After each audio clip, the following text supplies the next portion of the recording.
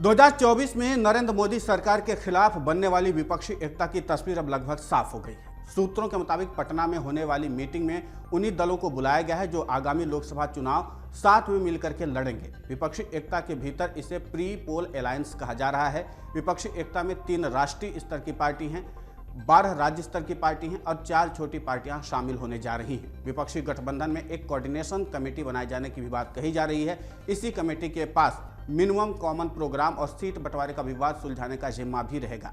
वहीं जेडीयू के सलाहकार और कद्दावर नेता केसी त्यागी ने कहा कि देश की 450 लोकसभा सीटों पर विपक्ष से एक उम्मीदवार उतारने की सहमति बन गई है। ऐसे में सियासी गलियारों में विपक्षी गठबंधन को लेकर के कई तरह के सवाल भी उठ रहे हैं। मसलन गठबंधन में सीट बंटवारे का फॉर्मूला क्या होगा, किन सीटों पर कौन सा उम्मीदवार उतरेगा और राज्यवार गठबंधन का स्ट्रक्चर क्या होगा।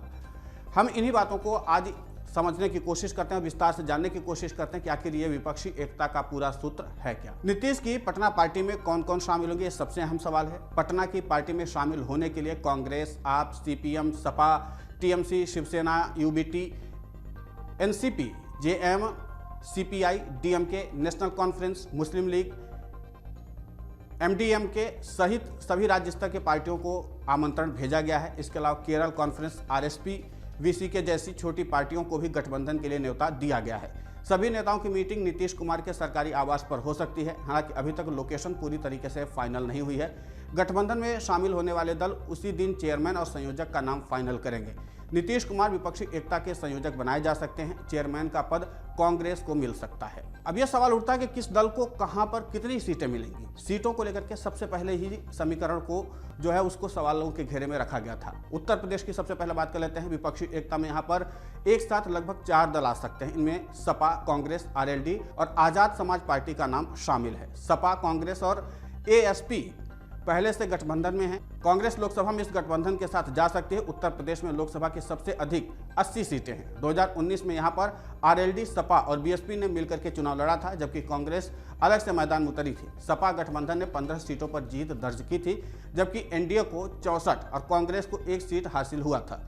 सीट बंटवारे की बात करें तो कांग्रेस का दावा यहां अधिक सीटों पर है, लेकिन सपा देने को तैयार नहीं है। गठबंधन के फॉर्मूले के हिसाब से उत्तर प्रदेश में कांग्रेस को 7 से 12 सीटें मिल सकती हैं। इनमें रायबरेली, अमेठी, कुशीनगर, फतेहपुर सीकरी, कानपुर, बिजनौर, सीतापुर जैसी सीटें हैं। हालांकि कांग्रेस की डिमांड हाई है। कांग्रेस 2019 के रिजल्ट के आधार पर 20 से 25 सीटों पर भी दावा ठोक रही है। आरएलडी को 3 से 5 सीटें मिलने का अनुमान है। जयंत चौधरी की पार्टी को मथुरा, बागपत, मुजफ्फरनगर और बुलंदशहर जैसी सीटें मिल सकती हैं। चंद्रशेखर आजाद सहारनपुर सीट से मैदान में उतर सकते हैं। बाकी बचे सीटों पर अखिलेश यादव की पार्टी चुनाव लड़ेगी। मीडिया रिपोर्ट्स के मुताबिक अगर मायावती गठबंधन में आने पर हामी भर देती हैं तो उन्हें भी गठबंधन में एडजस्ट किया जाएगा। दूसरे नंबर पर सियासी तौर पर महाराष्ट्र को देख लेते हैं। यहाँ कांग्रेस, शिवसेना, यूबीटी और एनसीपी के एक साथ मिलकर के चुनाव लड़ने के पूरे कयास हैं। महाराष्ट्र में लोकसभा की कुल 48 सीटें हैं। कांग्रेस 16 सीटों का फॉर्मूला लागू करने की मांग कर रही है। उद्धव ठाकरे गुट 18 सीटों पर अपना दावा ठोक रहा है। 2019 में उद्धव की पार्टी 18 सीटें मिली थी। एनसीपी के अजित पवार भी उद्धव के इस दावे का समर्थन कर चुके हैं। ऐसे में माना जा रहा है कि शिवसेना यूबीटी को 18 और एनसीपी कांग्रेस को 15-15 सीटें मिल सकती हैं। महाराष्ट्र की करीब 10 सीटें ऐसी हैं जहां पर शिवसेना और एनसीपी में पेच फंस सकता है। इनमें पुणे और मुंबई जोन की अधिक सीटें हैं। कांग्रेस भी मुंबई साउथ पर अपना दावा बरकरार रखना चाहती है। यह सीट देवड़ा परिवार का गढ़ मानी जाती है। अब बात कर लेते हैं पश्चिम बंगाल की। पश्चिम बंगाल में सीट के बंटवारे की कमान बड़ी पार्टी तृणमूल कांग्रेस के हाथों में होगी। बंगाल में लोकसभा की कुल 48 सीटें हैं। 2014 में तृणमूल को 34 सीटें, कांग्रेस को 4 और सीपीएम को 2 सीटें मिली थी। इस बार इन तीनों दलों के गठबंधन में जाने की बात कही जा रही है। 2019 में तृणमूल कांग्रेस की सीट घटकर 22 और कांग्रेस की 2 पर पहुंच गई। सीपीएम 2019 में 1 सीट पर भी जीत हासिल नहीं कर पाई। हालांकि पार्टी का वोट 6% के आसपास ही रहा। बंगाल में तृणमूल 32, कांग्रेस 6 और सीपीएम 4 सीटों पर चुनाव लड़ सकती है। कांग्रेस को मुर्शिदाबाद, ब्रह्मपुर, मालदा उत्तर, मालदा दक्षिण, पुरुलिया और रायगंज सीट दिए जाने की चर्चा है। सीपीएम को उत्तर बंगाल से और मेदिनीपुर, जंगल महल से 1-1 सीटें मिल सकती हैं। अब बिहार की बात करें तो बिहार में लोकसभा की कुल 40 सीटें हैं और विपक्षी गठबंधन में दलों की संख्या 7 है। बिहार में 4 दलों को ही अब तक लोकसभा सीट मिलने की बात कही जा रही है। इनमें जेडीयू, आरजेडी, कांग्रेस और माले शामिल है। जेडीयू के पास वर्तमान में 17 लोकसभा सांसद हैं, जबकि कांग्रेस को 1 सीटों पर सांसद मिला है। 2019 में जीत मिली थी।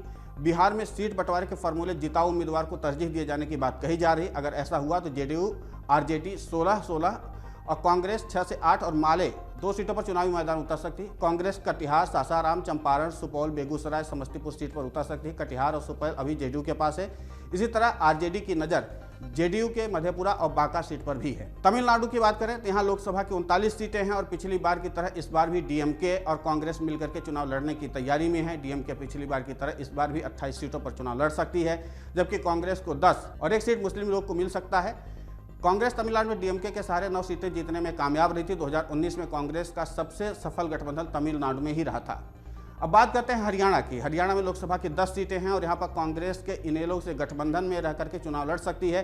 इनेलो के मुखिया ओम प्रकाश चौटाला को नीतीश कुमार का करीबी माना जाता है। इनेलो की ही रैली में नीतीश कुमार समेत कई विपक्षी नेता एक बार जुटे थे। हरियाणा में अगर इनेलो कांग्रेस का गठबंधन होता है तो कांग्रेस 8 और इनेलो 2 सीट पर चुनाव लड़ सकती है। इनेलो को हिसार और जिन सीट पर गठबंधन के तहत मैदान में उतारा जा सकता है। 3 राज्यों में अभी भी ये जो सीटों का है वो पेंच फंस सकता है, उसको सुलझाने की कवायद जारी है। केरल, पंजाब और दिल्ली में सीट बंटवारे पर अब तक पेंच फंसा हुआ ही है। इसकी वजह कांग्रेस की ऊहापोह स्थिति है। कांग्रेस पंजाब और दिल्ली में आपसे गठबंधन करने को राजी नहीं है, लेकिन नीतीश कुमार ने अरविंद केजरीवाल को भी न्योता दे दिया है। माना जा रहा है कि वहां पर इस मामले पर चर्चा हो सकती है। पंजाब में आपकी सरकार है, लेकिन वहां की 13 में से 9 सीटों पर 2019 में कांग्रेस ने जीत दर्ज की थी। कांग्रेस पंजाब में मुख्य विपक्षी पार्टी है। दिल्ली में भी कांग्रेस और आप में झगड़ा है।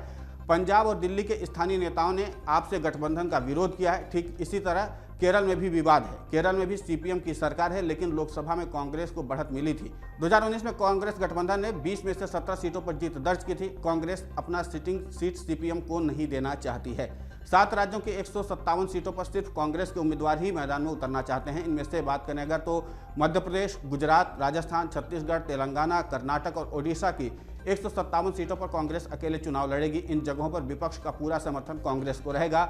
2019 में 157 में से कांग्रेस को सिर्फ 10 सीटों पर जीत मिली थी। मध्य प्रदेश, गुजरात, छत्तीसगढ़ और राजस्थान की 120 सीटों पर बीजेपी से सीधी लड़ाई है। ओडिशा और तेलंगाना में कांग्रेस की लड़ाई क्षत्रिय पार्टियों से भी है। दोनों जगहों पर बीजेपी भी मजबूत स्थिति में है। कर्नाटक में कांग्रेस का मुकाबला बीजेपी के और जेडीएस के साथ में है। संभावना जताई जा रही है कि 2024 में जेडीएस बीजेपी के साथ मिल करके चुनाव लड़ सकती है। असम का फैसला अभी फिलहाल होल्ड माना जा रहा है। यहां गठबंधन पर फैसले का जिम्मा कांग्रेस हाईकमान पर छोड़ा जा सकता है। असम में लोकसभा की कुल 14 सीटें हैं। अभी तक विपक्षी एकता की जो तस्वीरें हैं वो इस तरीके से निकल कर सामने आई। इस तरीके से सीटों का समीकरण सेट किया गया है। फिलहाल इस पूरे सीटों के बंटवारे को लेकर के आपका राय क्या है, आप क्या सोचते हैं इसके बारे में, हमें कमेंट करके जरूर बताएं। अमर उजाला अब आपके टीवी पर भी। अपने स्मार्ट टीवी पर YouTube पर सर्च करें अमर उजाला, चैनल सब्सक्राइब करें और देखें ताजा खबरें, वो भी HD क्वालिटी में। और हाँ, बेल आइकन दबाना ना भूलें ताकि हर खबर हो आपके घर। अमर उजाला, निष्पक्ष, निर्भीक, निरंतर।